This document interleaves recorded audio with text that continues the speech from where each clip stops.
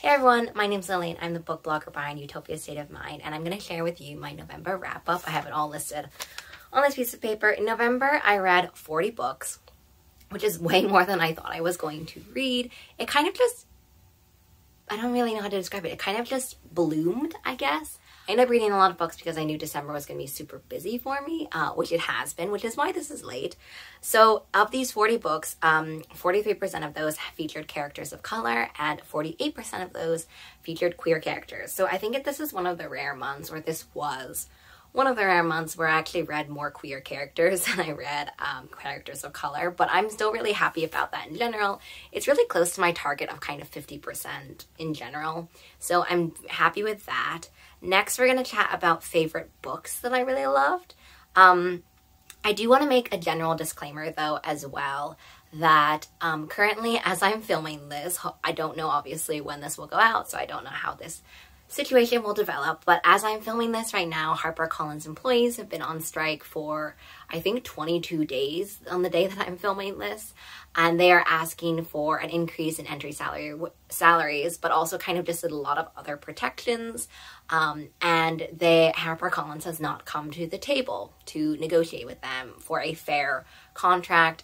New York City is extremely expensive. They're asking for an increase from $45,000 to $50,000, which is not a lot, and especially in New York City, like, that is not a lot of money.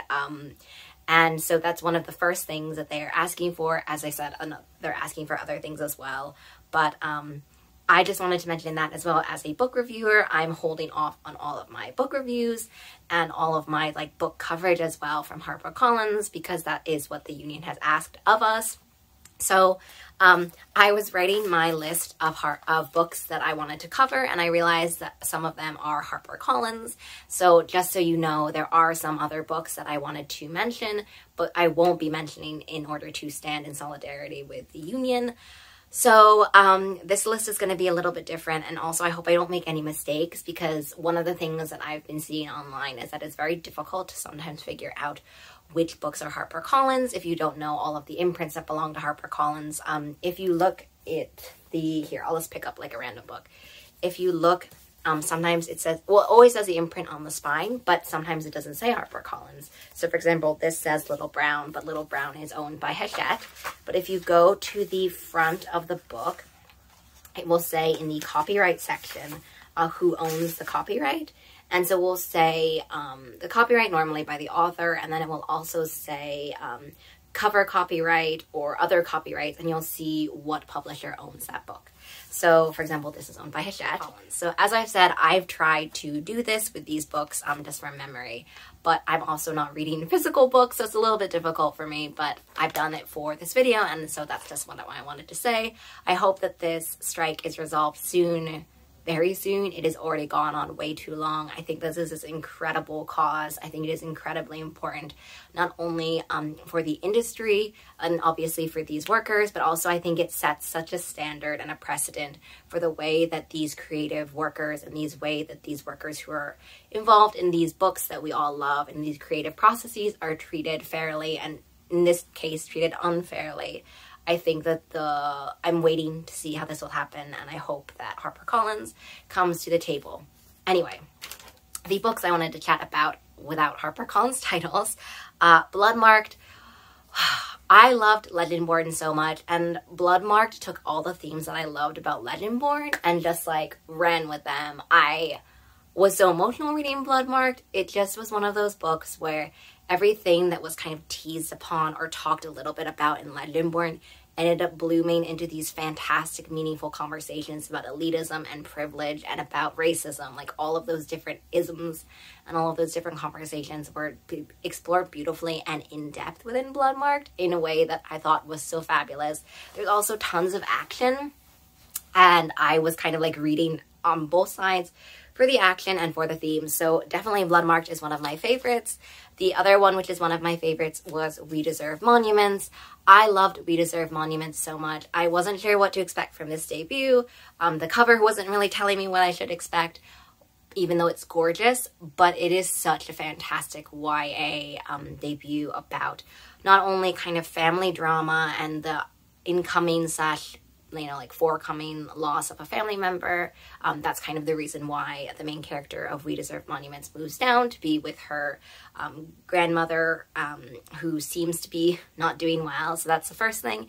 It also has a lot to do with kind of identity and friendship and all of those kinds of things. There's also kind of a mystery element into it. And I think what I love as well about We Deserve Monuments is how it brings it back to the title of who gets monuments and who doesn't, who deserves them, who does not get recognition.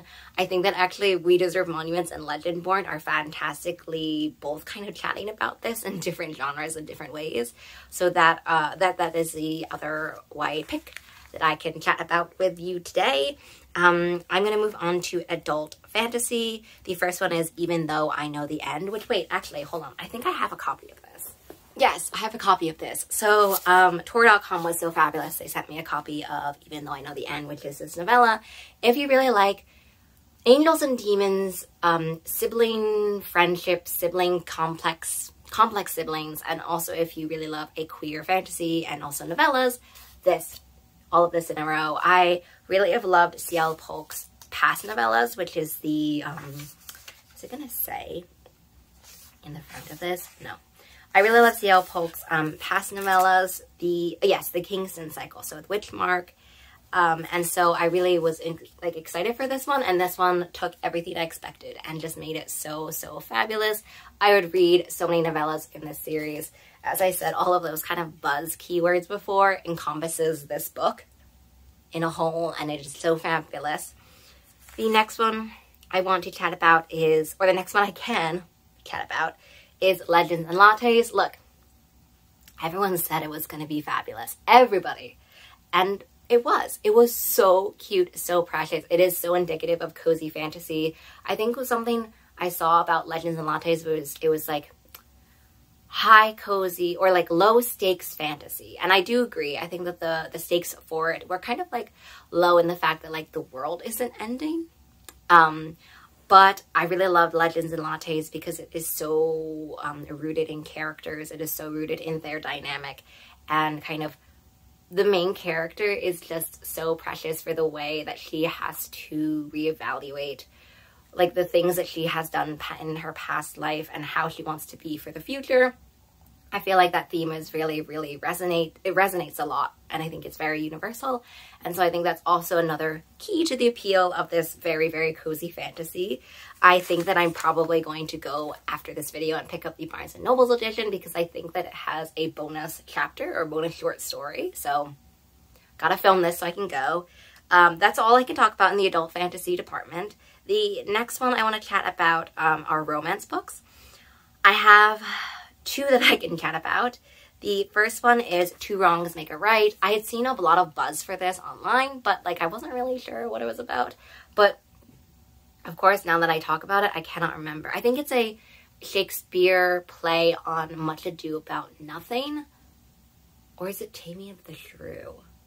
One of those two. I'm sorry that I can't remember this, but one of those two in this. But what I loved about Two Wrongs Make a Right is that it talks about very much a series of bad first impressions and how those first impressions can be so wrong. How we don't know someone until we know someone. And all these layers that they are hiding behind the vulnerabilities, the fears, the insecurities, and how meaningful it is to find someone who can go through that and wade through that with you. I think that this romance is so beautifully developed characters that it's just like fantastic. The next one I can chat about is A Dash of Salt and Pepper. I really loved I'm So Not Over You, so I had super high hopes for A Dash of Salt and Pepper, and it was so good. If you are thinking of like a cozy The Bear meets romance, that's this. There are kitchen scenes. It takes place with a chef as one of the characters, and it is just like, it's not about the bear in the sense that there's not a lot. There are scenes in the kitchen and scenes of day-to-day kitchen stuff, but like the whole thing isn't set in the kitchen basically. But it has those vibes. It also has the romance. It's a queer romance vibes, and it also has these characters which are so endearing. The main character of A Dash of Salt and Pepper just like, just like stabbed me with how relatable it felt to be so adrift and not know what you should do and feel so lost, and like that you had to follow a certain path because that's where your life had to go. Like all of that in a nutshell.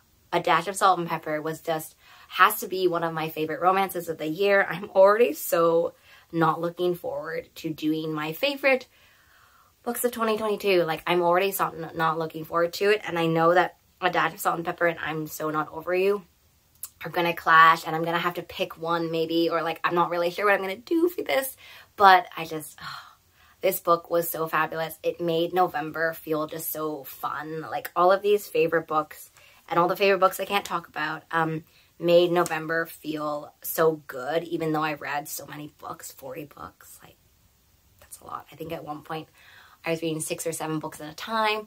Right now, currently I'm reading 4. I want to get it down to 3. And for 2023, I want to stick it at 3. I cannot do more than 3. 3 has been even, like 4 even now is pushing me too far. And so that's kind of one of the things I want to, a boundary I want to put in for 2023, which hopefully will help me feel a little bit more balanced and motivated and creative. So anyway, that was my November wrap up. Please make sure that you follow the union on social media. There's going to be an in-person strike. You can also go to the picket line at Harper Collins. There's letters that you can sign if you're various things like a reader, reviewer. There's different things that you can do if you're on different levels within the publishing industry, from reader to agent to bookseller to book reviewer, everything. Like there's just so many different ways that you can support the union. You can boost all of their messages and on social media, on Instagram, on Twitter, like on everything. And so please support them. And I will hopefully see you in my December wrap up, which I was on the fence about doing, but I think I will do it. It just feels wrong not to do it. And it feels like a nice way to end 2022. So I hope that you all have a really great reading day, week, month, and the rest of your year. And I will talk to you in the next one. Bye.